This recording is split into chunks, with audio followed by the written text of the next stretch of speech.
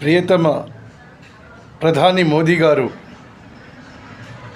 ముస్లింలకు వక్ఫ్ బోర్డు ఉంది, అలాగే హిందువులందరికీ సనాతన హిందూ ధర్మ బోర్డును ఏర్పాటు చేయాలని చెప్పేసి మీకు తెలియజేసుకుంటున్నాను.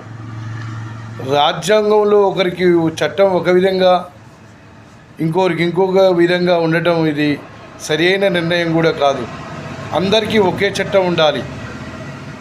భారతదేశంలో ఉంటూ భారతదేశంలో తిండి తింటూ మరి భారతదేశ ప్రజలకు ఒక్కొక్క మతానికి ఒక్కొక్క విధంగా ఉండడాన్ని మేము తీవ్రంగా వ్యతిరేకిస్తున్నాం.